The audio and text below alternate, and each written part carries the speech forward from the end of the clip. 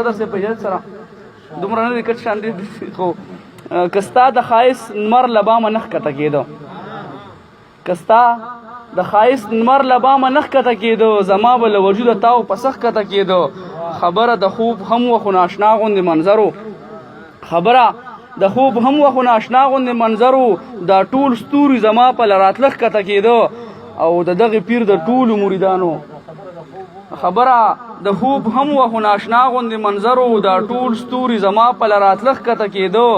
د دغه پیر د ټولو مریدانو دغه حالو د دغه پیر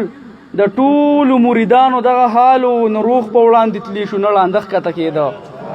او د دغه پیر د ټولو مریدانو دغه حالو نو روح په وړاندې تلی شو نه لاندخ کته کېدو لاسونه صادق صاحب لاسونه خپې که هر څومره د بل په خوښه تله لاسونه خپې که هر څومره د بل په خوښه تله خو سر به همیشه په نورخاتخ کته خو سر به همیشه په پریواتخ کته کېدو لاسونه خپې که هر څومره د بل په خوښه تله خو سر به همیشه په پریواتخ کته کېدو او بلها ډېره زیاته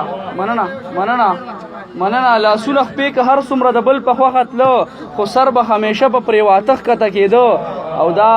دا شعر د علامه اقبال د یو شعر په تاثر کې دی چې بلها خلک د نمر په ډوبېدو پسې روانو بلها خلک د نمر په ډوبېدو باندې روانو خو څومره چې مغرب طرف ته تلخ کته کېدو بلها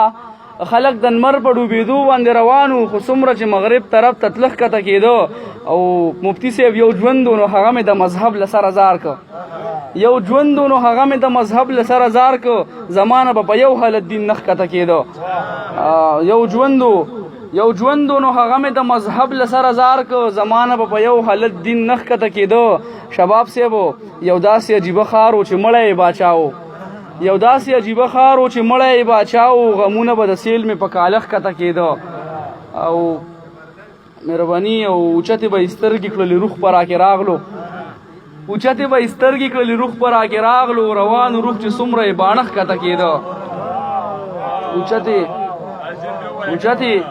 اوچتې مننه ډېره مهرباني اوچتې به یې سترګې کړلې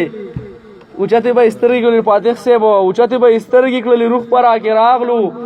روانو روح چې څومره یې باڼخ کته کېده اخري شعر دی چې هغې چې د وادو هر یو ډیري له تیلی ورکړو د هغې نه کامران لکه اوبه ښکته کېده ډېره زیاته مننه